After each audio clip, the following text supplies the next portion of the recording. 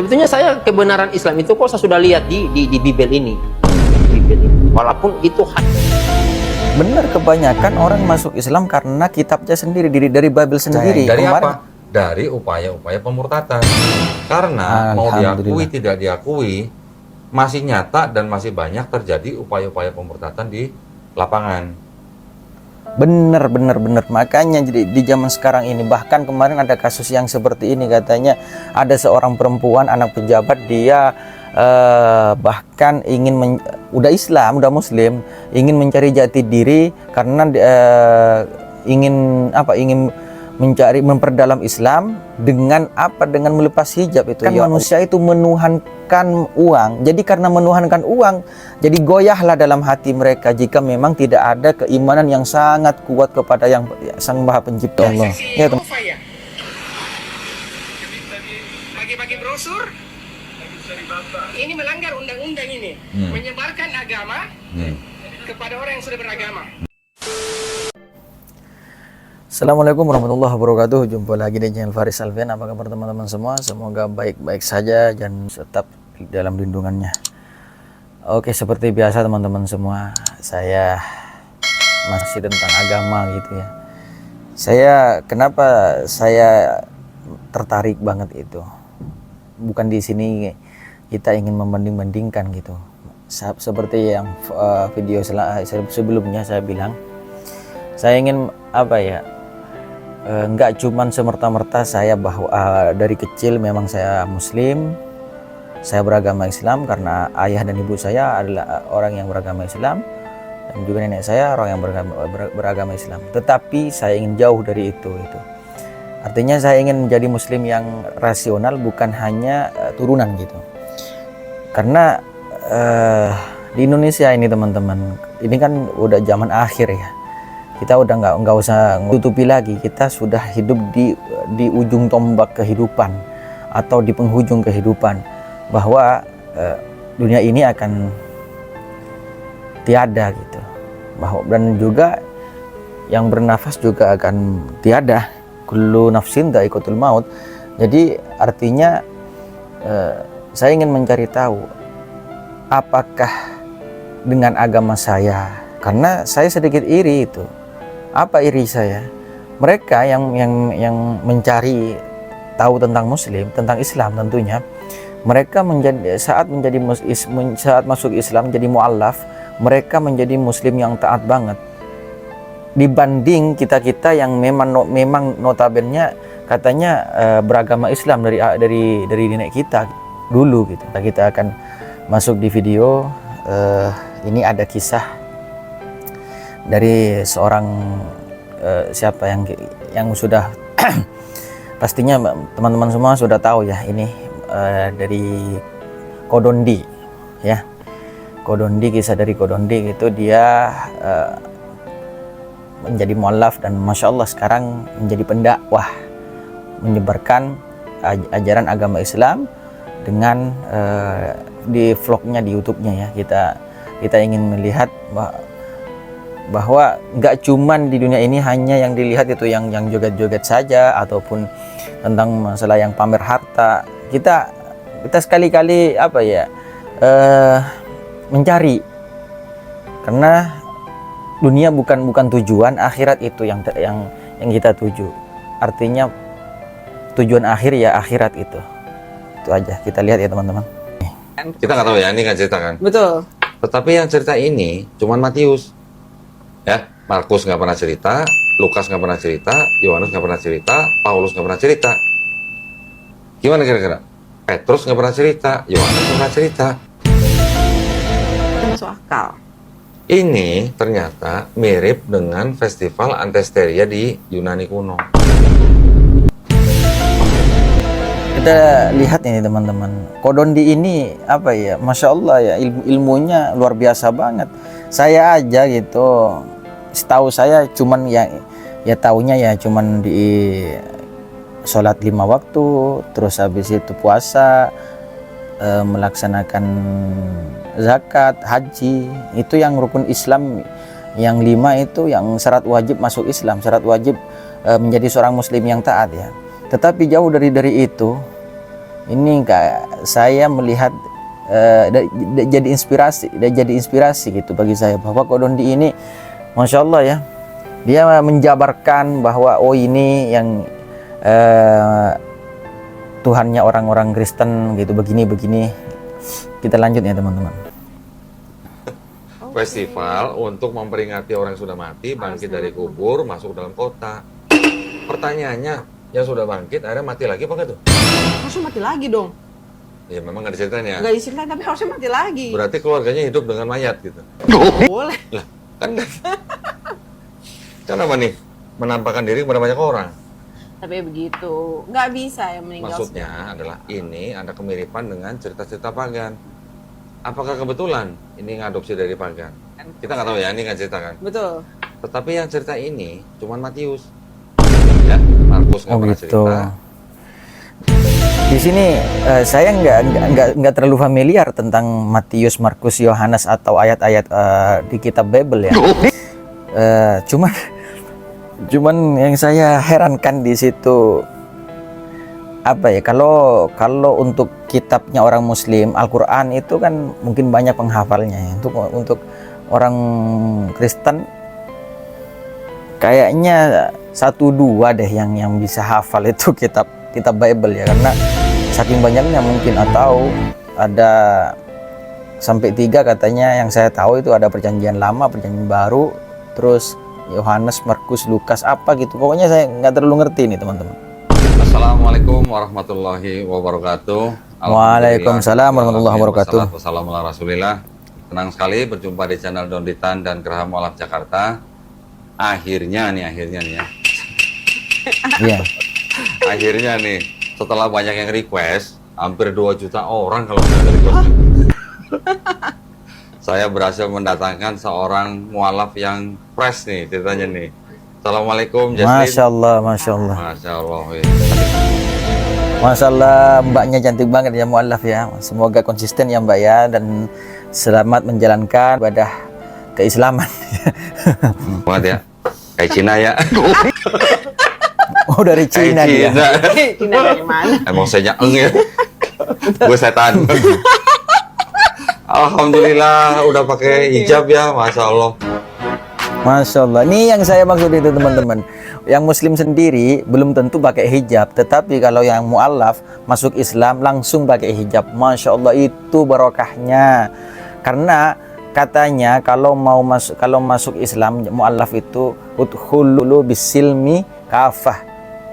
Ambillah semua, jangan ambil enaknya doang, jangan yang nggak enaknya nggak diambil. Memang sih kalau berhijab itu nggak enak mungkin ya, karena gatel terus apa itu di kepala, itu biasa, itu masih baru-baru, tapi lama-lama juga kebiasaan kok, ya kan? Kebayang pakai hijab? Enggak. Nah terus waktu pakai hijab gimana rasanya? Oh, pertama kali saya pakai hijab saya bingung banget nih. Ini mukanya beda, apanya beda? Ini taruh di mana? Ntar saya ketusuk, ntar gimana? Tahan dulu ya. Oke, sebentar. Masya Allah. Nah, kita akhirnya bisa mendatangkan saudari Jaslin. Jaslin cepat Tea Lestari ya. Seorang wanita keturunan Tionghoa, asli dari mana? Kuntian. Nah, ceritanya belum lama ini ya, baru 2 minggu ini ya. Jaslin bersyahadat dengan Ibu Etika ya kalau salah ya, betul ya? Yang mensyahadatkan bukan Ibu Etika. Bukan Ibu Etika, tapi ada Ibu Etika. Tapi ada, waktu itu ada Ibu Etika ya. Oke, nah alhamdulillah. Masya Allah, baru 2 minggu Jaslin ini masuk Islam.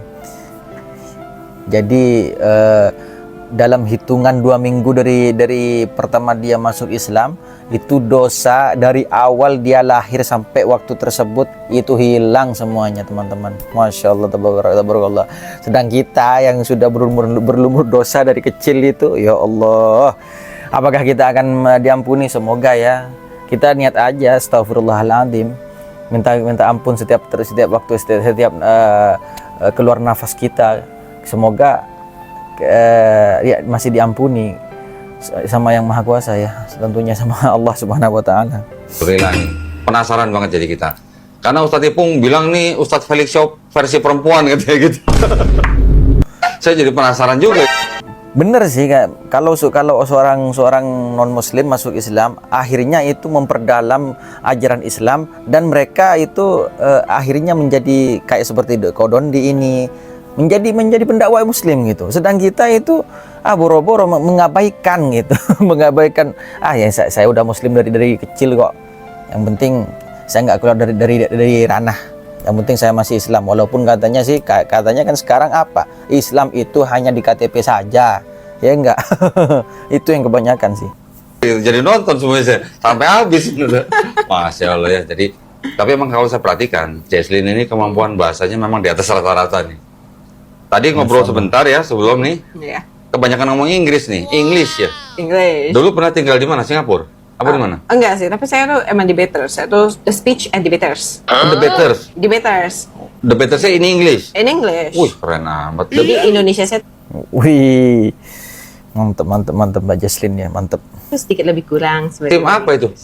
Tim debat apa? Tim debat nasional untuk fight. Mewakili apa? Oh, untuk mewakili Indonesia. Oh, Kita negara. fight-nya tuh, iya dari negara. Jadi kita bertahap dari pas SMA itu, memang kayak bertahap dari kota, perwakilan kota kita menang. Nah, perwakilan provinsi kita harus menang juara satu lagi. Nah, baru kita jadi perwakilan provinsi untuk maju ke kancah nasional. Nah, di nasional itu kita tray, one team itu tray. Tapi tray of it itu harus the best speakers. Jadi mereka nggak boleh dalam satu tim yang sama. Jadi best speakers dari yang mana aja, pop jadi satu. Nah, kita maju ke kancah nasional, begitu. Jadi ini Simba ini adalah orang yang jadi perwakilan Indonesia bagi kancah dunia untuk top speech ya. Top speech artinya pembicara ya. Masya Allah, kalau udah internasional berarti kemampuan bahasa Inggrisnya dan bahasa-bahasa lainnya itu luar biasa. Sedang saya hanya tahunya bahasa Indonesia saja. Kalau untuk bahasa Inggris ya 1, 2, 3 lah. Itu yang kita harus inginkan teman-teman. Karena kita nggak gampang dibodohi kalau bisa bahasa Inggris loh. Benar. Politik ekonomi internasional, business and national security. Atau misalnya the very issues about humanity. Tahun berapa itu? Itu tahun 2016. 2016. Oh, Betul. terus? 2016 saya jadi debaters, 2017 saya menang ke Meme yang kayak Koko Cici Jakarta itu. Jadi saya Selamat dan konsisten terus ya Mbak ya. Selamat. 2013 sudah mulai belajar Islam atau belum? Belum. Oh, belum. 2014 saya baru mulai belajar Islam. Setelah masuk Islam. Oh, setelah masuk Islam. Setelah Tapi masuk yang akhirnya menjadi Ini kok apa namanya? Banyak banget ya. Makanya saya bilang tadi itu. Sekarang agama Islam itu enggak terlalu sangat dicap tidak baik. Bahkan banyak sekarang di Eropa sana, di negara-negara maju tentunya itu banyak orang-orang yang ingin masuk Islam ya. Masya Allah, ini adalah kabar gembira tentunya bagi umat Islam seluruh dunia.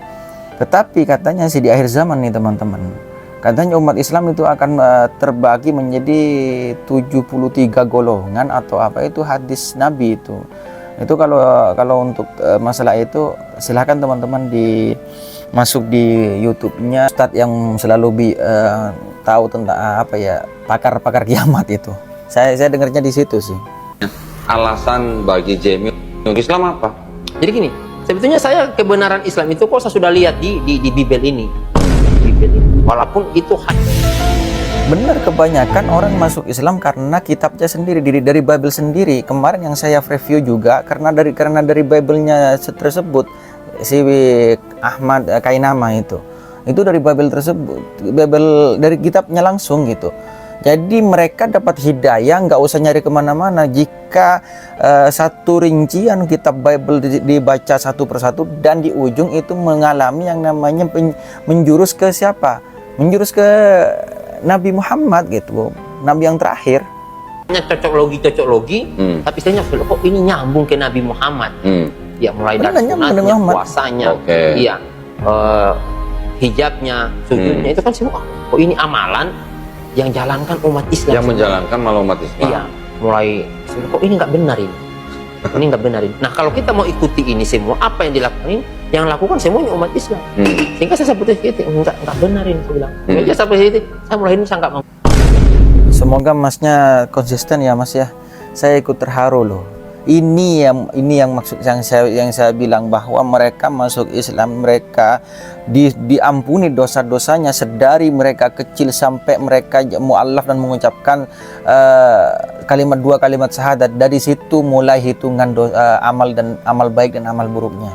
Ya, Masya Allah, jadi ibarat ini adalah lahir kembali, kertas yang putih itu belum ditulis apa-apa, seperti bayi yang baru lahir gitu. Kodondi kan sebagai orang yang dakwahnya itu aktif untuk kritik Oh, iya. kristologi. Sebenarnya batas toleransi sampai mana sih kok gitu? Oh, ini ada yang tanya Mbak, sama Kodondi ini, batas toleransi sampai mana sih kok? Ya, Nanti, Koko ini kayaknya intoleran nih, gimana sih gitu? Gini, Bisa dijelaskan? saya sebelum berdakwah di YouTube, kan saya sudah konsultasi sama MUI. Oke. Oke. Orang MUI bilang jangan sekali-kali menafsirkan kitab suci orang. Nah, itu batasan saya, ya. Dan Oh, Masya Allah ya. Jadi sebelum Kodondi ini berdakwah di YouTube, dia sudah minta izin ke MUI. Tapi kata MUI, batasnya jangan menafsirkan kitab suci orang. Ya, tapi kalau untuk menjabarkan apa yang memang di kitab yang dianut yang pertama, kayak Kodondi kan pertama Katolik apa Kristen itu kan masih ranah dia ya. dari sisi istilahnya kerukunan umat beragama, kita tidak boleh menafsirkan kitab suci orang. Yang saya lakukan adalah saya hanya membacakan apa yang ada di dalam dokumen mereka. Tetapi tujuan saya membacakan yang tertulis di dalam dokumen mereka adalah supaya apa? Pertama, supaya orang-orang Muslim yang nonton video saya tahu kekristenan itu bagaimana. Oke. Alhamdulillah. Jadi supaya akidah mereka jadi ilmu juga terbentengi. bagi saya ini. Dari apa? Dari upaya-upaya pemurtatan. Karena mau diakui tidak diakui, masih nyata dan masih banyak terjadi upaya-upaya pemurtatan di lapangan. Bener. Makanya jadi di zaman sekarang ini, bahkan kemarin ada kasus yang seperti ini, katanya ada seorang perempuan anak pejabat, dia bahkan udah Islam, udah Muslim, ingin mencari jati diri karena ingin memperdalam Islam dengan melepas hijab itu. Ya Allah, itu sudah menyimpang itu. Saya nggak mau sebut nama, cuman di sini bener kata Kodondi ini, upaya-upaya pemurtatan itu rentan banget di zaman akhir yang kita jalani sekarang ini, teman-teman. Kalau kita nggak kuat iman kita, sudah kita akan terjerumus, apalagi gitu. Di sini uang itu bagaikan segalanya bagi kehidupan manusia. Walaupun sudah diterangkan dalam Al-Quran sendiri bahwa akhirat itu adalah tujuan akhir, dunia itu hanya sementara, tetapi logikanya yang terjadi di lapangan adalah seakan manusia itu menuhankan uang. Jadi karena menuhankan uang, jadi goyahlah dalam hati mereka jika memang tidak ada keimanan yang sangat kuat kepada yang Sang Maha Pencipta. Ya, teman-teman. Secara konfirmasi Kodondi itu di lapangan itu ada data dan faktanya. Masih. Tadi sore masih ada yang ngirimin saya video begini nih. Bentar ya. Oke. Ini Nanti biar baru tadi ditunjukin. sore. Tolong diperlihatkan ke kamera. Apa? Oh, saya pengacara di situ. Ini Ya Allah. saksi Yehova ya? Bagi-bagi brosur. Ini melanggar undang-undang ini. Menyebarkan agama kepada orang yang sudah beragama. Ini saya laporkan ini ke Ya Allah. nomor HP-nya. Nomor HP. Masih ada upaya-upaya pemurtatan seperti ini. Dan nggak cuma Benar. Ini upaya-upaya pemurtatan, apalagi kalau sudah disodorkan uang. Udah, kalau iman nggak kuat sudah goyah itu. saksi Yehova aja. Dari gereja selain saksi Yehova juga ada melakukan hal serupa. Dari misionaris-misionaris pun masih ada. Dan yang paling diwaspadai adalah harusnya yang gerakan misionaris-misionaris ini. Karena gerakan misionaris ini bukan mencari orang yang beragama non-Kristen untuk dijadikan Kristen untuk masuk gereja, bukan. Tetapi misionaris ini mencari orang di luar Kristen untuk dijadikan misionaris lagi. Jadi sistemnya multiplikasi gitu. Oh, jadi mencari orang yang di luar Kristen untuk dijadikan misionari, artinya keberlanjutan atau pemurtatan ya, untuk berlanjut lagi nanti yang orang tersebut nanti nyari orang lagi. Ya Allah, jadi nggak akan habis-habis. Ya udah, saya tekankan lagi nih teman-teman, kita sama-sama belajar di sini, kita memperkuat iman kita. Bagi yang muslim tentunya, bagi yang belum muslim dan ingin mencari kebenaran tentang Islam, silahkan kita welcome semua. Semoga mendapatkan hidayah. Kita sama-sama hanya apa, ingin saling memperingati bahwa kita ini hidup di zaman akhir yang sudah rapuh. Sudah ibarat kata sekarang kalau orang berbuat dosa itu udah terang-terangan, dan orang berbuat salah itu sudah terang-terangan, dan mereka yang cenderung masih ada kebaikan di hatinya sudah mulai goyah, mulai kalah di sini. Kalah dengan apa? Dengan kenyataan bahwa yang berbuat dosa itu bangga dengan dosanya, teman-teman. Ya udah ya, kita lanjut di video-video menarik selanjutnya.